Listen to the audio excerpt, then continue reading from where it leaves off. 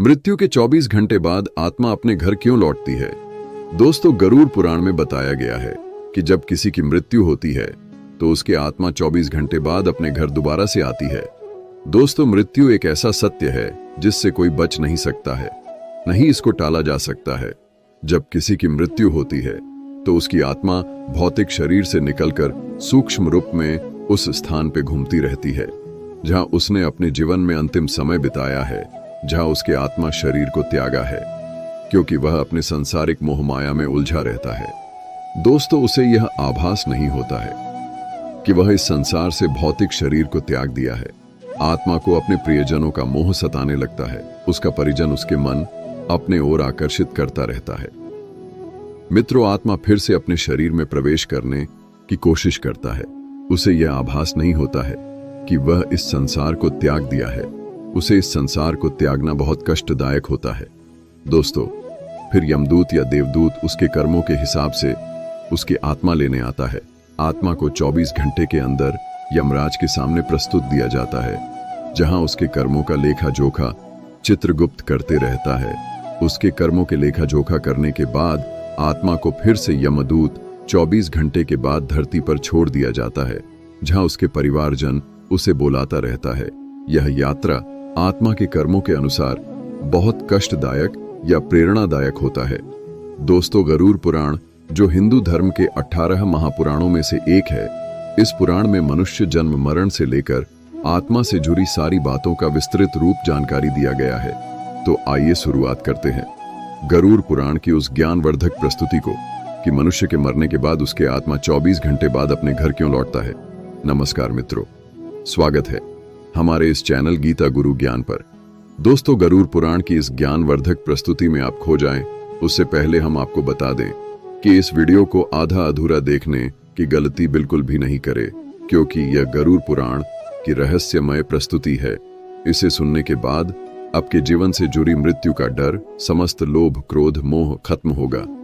मित्रों, गरुड़ पुराण में श्री कृष्ण ने बताए हैं कि किसी भी व्यक्ति को गरुड़ पुराण की बातों को आधा अधूरा नहीं सुनना चाहिए, क्योंकि आधा अधूरा ज्ञान हमेशा विष के समान होता है। इसीलिए मित्रों, आपसे यही आग्रह है, आप इस वीडियो को बिना स्किप किए अंत तक जरूर देखिए।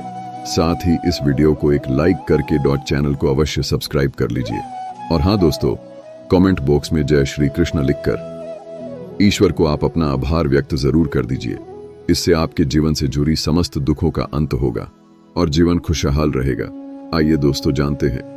दोस्तों, गरुड़ पुराण में बताया गया है कि जब किसी की मृत्यु होती है तो उसके भौतिक शरीर से सूक्ष्म आत्मा निकलने के बाद 24 घंटे के अंदर फिर से वह अपने घर परिजनों के पास दोबारा से आती है, क्योंकि उस सूक्ष्म आत्मा को अपने परिवार और सांसारिक मोह के बंधन में उलझा रहता है। वह आत्मा अपने परिवार के साथ 10 दिनों तक साथ ही भटकते रहता है। मित्रों, उस आत्मा को तृप्त तभी प्रदान होता है जब परिवारजन उसका कर्म कांड करता है, उसका 13वीं करता है। तब वह इस संसार को छोड़कर अपने नए यात्रा के लिए प्रस्थान करता है। दोस्तों, गरुड़ पुराण हिंदू धर्म का एक ऐसा ग्रंथ है जो हमें जन्म मरण से लेकर मनुष्य अपने वर्तमान जीवन कैसे जिए, ये सभी चीजों के बारे में सिखाते हैं। आइए दोस्तों, आज हम एक कथा के माध्यम से जानते हैं कि मृत्यु के 24 घंटे बाद आत्मा अपने घर क्यों लौटती है। इसके पीछे क्या आध्यात्मिक रहस्य छुपा हुआ है, जो गरुड़ पुराण स्कंद पुराण के द्वारा बताया गया है, जो जगत के रचयिता ब्रह्मा जी ने स्वयं आर्षि मुनि नारद बतलाया था। आज हम उन्हीं भावनात्मक कथा जानेंगे। मित्रों, एक समय की बात है, ब्रह्मलोक में सृष्टि की रचना करने वाले ब्रह्मा जी अपने आसन पर ध्यान मग्न में बैठे हुए थे। तभी देवर श्रीनारद नारायण नारायण का जाप करते हुए वहां पहुंचे। उन्होंने आदर पूर्वक प्रणाम करके बोले, है सृष्टि के रचना करने वाले ब्रह्मदेव, मेरे मन में एक प्रश्न है जो मेरे मन को बहुत ही व्याकुल कर रहा है। क्या आप मेरे प्रश्न का जवाब देंगे? है प्रभु, हर जीव मनुष्य का जीवन से मृत्यु आत्मा रचना करना या आत्मा का पूर्ण जन्म करना सब आपके ही हाथों में है प्रभु। मैं यह जानना चाहता हूं कि जब किसी की मृत्यु होती है तो मृत्यु 24 घंटे बाद आत्मा अपने परिवारजन के पास क्यों लौटती है? क्या उसे अपने प्रियजनों का याद सताने लगती है या यह कोई प्राकृतिक का नियम है? फिर ब्रह्मदेव ने नारद की बातों को सुनकर मुस्कुराए और बोले, है देवर श्री नारद, आपका यह प्रश्न बहुत ही गुंड और महत्वपूर्ण है, जो हर उस मानव जाति लिए उसके जन्म, मृत्यु और पुनर्जन्म पर आधारित है। फिर ब्रह्मदेव बोले, है नारद, मैं तुम्हें एक कथा सुनाता हूं जो न तुम्हारे इस प्रश्न उत्तर देगी, बल्कि हर मनुष्य के लिए एक चेतावनी और प्रेरणा भी होगी। जो मनुष्य अपने मृत्यु की सत्यता को समझ नहीं पाता है, तुम इस कथा को पूरे ध्यानपूर्वक आखिरी तक सुनो। ब्रह्मदेव बोले, है नारद, यह गरुड़ पुराण की भावनात्मक कथा है। जो यह कथा को आधा अधूरा सुनने की गलती करता है, यह उसकी अज्ञानता है, क्योंकि आधा अधूरा ज्ञान हमेशा विष के समान होता है। जो इस कलयुग भरी संसार में जो मनुष्य इस कथा को पूरे ध्यान पूर्वक आखिरी तक सुन लेगा और समझ लेगा, उसका इस संसार से जीवन में भरी लोभ, क्रोध, मोह का अंत होगा। यह संसार केवल एक माया की जाल है। इस संसार जो भी कुछ घटता है, यह प्राकृतिक का परिणाम होता है। फिर नारद बोले, हे प्रभु, मैं उस कथा को पूरे ध्यान पूर्वक आखिरी तक सुनूंगा और समझूंगा। आप निश्चित होकर उस कथा को सुनाएं। फिर ब्रह्मदेव उस कथा को सुनाते हैं। फिर ब्रह्मदेव बोले, है नारद, प्राचीन काल में एक राजा रहता था जिसका नाम धर्मपाल था। बहुत ही न्यायप्रिय और वह अपने जनता के उत्तरदायित्व था। वह अपने राज्य का पालन धर्म के अनुसार करता था। वह हमेशा पुण्य कार्य में लिप्त रहता था। लेकिन एक दिन उसकी अचानक मृत्यु हो जाती है। राजा की मृत्यु से पूरे परिवार और राज्य की प्रजा यह सुनकर शोक में डूब गया। मित्र, राजा की मृत्यु के तुरंत बाद उसकी आत्मा नश्वर शरीर को त्याग कर बाहर निकल जाती है। फिर ब्रह्मदेव बोले, है नारद, जब किसी की मृत्यु होती है तो उसकी आत्मा शरीर को त्याग देती है, परंतु वह अपने भौतिक संसार के बंधनों से मुक्त नहीं हो पाती। वह अपने सांसारिक मोह माया की जाल में उलझा रहता है। वह सांसारिक मोह के कारण अपने घर, परिवार, प्रियजनों के आसपास ही घूमती रहती है। राजा धर्मपाल मृत्यु के बाद उसकी आत्मा शरीर को तो छोड़ देती है, परंतु वह घर में सूक्ष्म रूप में हर वह दृश्य को देखता रहता है जो उसके परिवारजन उसके लिए करता है। आत्मा अपने परिवार को रोता चिल्लाता देखकर उसे रोकने की भी कोशिश करता है, परंतु उसके बात कोई सुन नहीं पाता है। राजा की आत्मा ने यह सोचा कि मेरे परिवार को यह क्यों नहीं समझ आ रहा है कि यह संसार अस्थाई है, यह संसार एक मोह माया खेल है, मुझे इससे मुक्त होना होगा। लेकिन राजा की आत्मा को परिवारजन उसको अपने तरफ खींच रहा था। दोस्तों, फिर भगवान ब्रह्मा ने बोला, है नारद, मृत्यु के 24 घंटे बाद आत्मा को अपने घर इसलिए लौटने पड़ता है क्योंकि वह अपने सांसारिक परिवार मोह में उलझा रहता है। उसके आत्मा को परिवार पुराकता रहता है, जिससे उससे मोक्ष प्राप्त करने में बाधा उत्पन्न होता है। वह अपने आप को रोक नहीं पाता है। जब राजा की आत्मा मृत्यु के 24 घंटे बाद अपने परिवार के पास आता है तो यह देखता है कि उसके परिवार, उसके पत्नी आंसू से भरी हुई है। उससे पत्नी बार बार कह रही है राजन, आप हमें छोड़कर क्यों चले गए? हमारा क्या होगा? उसके पुत्र अपने माँ को कहता है, माँ, पिताजी क्यों नहीं बोल रहे हैं? ये क्यों नहीं उठ रहे हैं? पिताजी हमें छोड़कर क्यों चले गए? क्या वह कभी नहीं आएंगे? राजा की यह आत्मा ने यह देखकर अत्यधिक भावुक हो जाते हैं। वह सोचते हैं कि काश हम इसे यह समझा पाते कि शरीर नश्वर है, यह संसार एक परिवर्तन का खेल है, यह आत्मा अमर है, यह एक शरीर को त्याग कर दूसरे शरीर में प्रवेश कर लेता है। मित्रों, फिर ब्रह्मा जी बोले, है नारद, यह दृश्य आत्मा के लिए अत्यंत पीड़ादायक होता है। राजा की आत्मा ने यह सोचा कि क्या मैं इतना कमजोर था कि अपने परिवार को इस स्थिति में छोड़कर चला गया? क्या मेरे जाने से ये सब खत्म हो जाएगा? जब राजा की आत्मा मृत्यु के 24 घंटे बाद अपने घर में प्रवेश करता है तो वह अपने घर के हर एक जगह में घूमता है जहां उसने अपने बच्चों को खिलाता था, जहां उसके राज्य महल में राज्य सिंहासन पर बैठकर उसने प्रजा को न्याय करता था। वह पल जहां वह अपने रानी बच्चे के साथ हर सुख दुख बिताता था, उसे वह हर एक वस्तु अपने तरफ खींच रहा था। राजा की आत्मा ने बार बार कोशिश कर रहा था कि वह रानी और अपने पुत्र को अपनी उपस्थिति का आभास करा सके। उसने रानी के पास जाकर धीरे से कहा, हे प्रिय, मैं तुम्हारे पास हूं। तुम्हारा यह विलाप मुझे कमजोर कर रहा है। मुझे इस संसार से मोक्ष पाने कृपया करे। लेकिन उसकी आवाज रानी को सुनाई नहीं दे रहा था। उसने अपने पुत्र के सिर पर हाथ रखा और कहा, है पुत्र, यह संसार एक यात्रा है। हर आत्मा को इसे छोड़कर आगे बढ़ना पड़ता है। तुम मेरे बिना भी मजबूत बन सकते हो। लेकिन उसके पुत्र उसकी आवाज नहीं सुन पा रहा था। फिर आत्मा ने निराश होकर अपने परिवार की ओर देखा और कहा, क्या यह मेरा मोह है जो मुझे संसार इच्छा में बांध रहा है, या उनके आंसू जो मुझे रो रो कर पुकार रहा है? नारद अब समझ गया कि मृत्यु के 24 घंटे बाद आत्मा अपने घर क्यों लौटती है। फिर नारद ने भगवान ब्रह्मदेव प्रणाम दिया और तुरंत राजा के राज्य महल में जा पहुंचा, जहां उसके मृत शरीर था, जहां उसकी आत्मा घूम रहा था। नारद को वहां पहुंचने के बाद वातावरण पवित्र और शुद्ध हो गया। उन्होंने राजा की आत्मा को सूक्ष्म रूप में देखा और बोले, हे राजन, तुम्हारा मोह ही तुम्हारी सबसे बड़ी बाधा है जो तुम्हें मोक्ष पाने में उत्पन्न कर सकता है। हे राजन, यह संसार एक कर्मों का चक्र है। तुम्हारा शरीर यह नश्वर संसार का हिस्सा नहीं है। तुम्हारी आत्मा को इस मोह को त्याग कर इससे आगे बढ़ना है। लेकिन तुम्हारे प्रियजनों, मोह माया तुम्हें अपने कर्मों से रोक रहा है। फिर नारद ने राजा के परिवार को समझाने के लिए अपनी वीणा उठाई और गरुड़ पुराण के श्लोक समझाने लगा। बोले, है राजन, आत्मा अमर अजर है। यह न तो मरता नहीं, इसका अंत होता है। यह मनुष्य के मृत्यु के बाद की आत्मा का एक यात्रा है।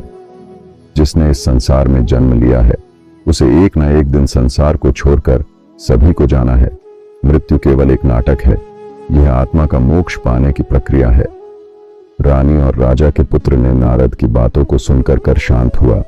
फिर नारद रानी समझाया, हे राजन, तुम्हारा शोक राजा की आत्मा को बाधित कर रहा है। यदि तुम सच में उनसे प्रेम करते हो तो उनके मोक्ष के लिए तुम भगवान की प्रार्थना करो। तुम्हारा यह मोह आत्मा को अपने तरफ खींच रहा है, जहां उसे मोक्ष पाने से संकट का सामना करना पड़ सकता है। राजा धर्मपाल की आत्मा ने नारद मुनि बातों को सुनकर कहा, हे राशि, मुझे अब समझ में आ गया है कि यह संसार एक परिवर्तन का खेल है। मृत्यु केवल एक सांसारिक नाटक है। मेरा आत्मा का उद्देश्य है कि इस मोह से मुक्त होकर ईश्वर की ओर बढ़ना है, ताकि मुझे मोक्ष पाने में बाधा उत्पन्न नहीं हो। लेकिन है अर्षि, मेरे प्रियजनों की आंसू मुझे रोक मोक्ष पाने में रहा है। क्या अब मैं कभी परिवार को देख पाऊंगा?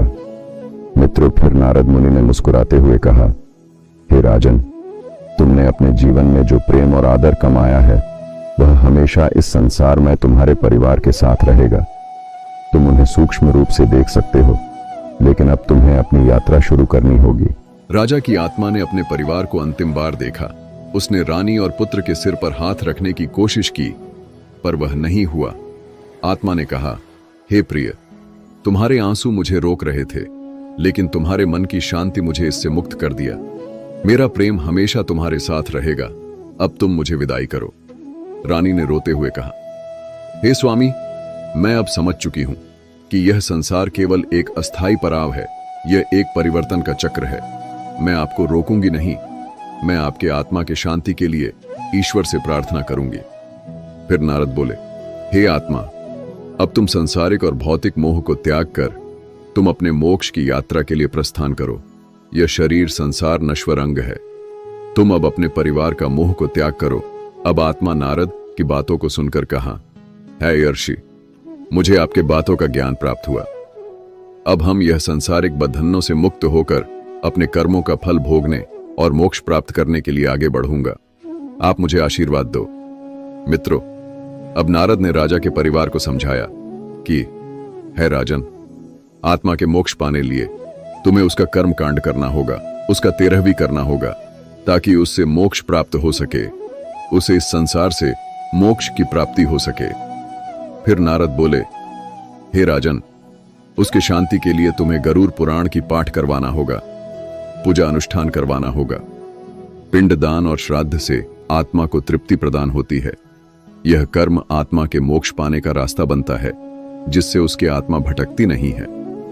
मित्रों, राजा कि परिवार ने नारद की बातों को दृढ़ संकल्प किया और राजा की आत्मा के मोक्ष प्रदान करने के लिए उसका श्राद्ध पिंडदान और तेरहवीं किया, गरुड़ पुराण की पाठ किया, पूजा अनुष्ठान हवन किया। उसके बाद आत्मा घर को छोड़कर यमलोक की यात्रा की ओर प्रस्थान किया।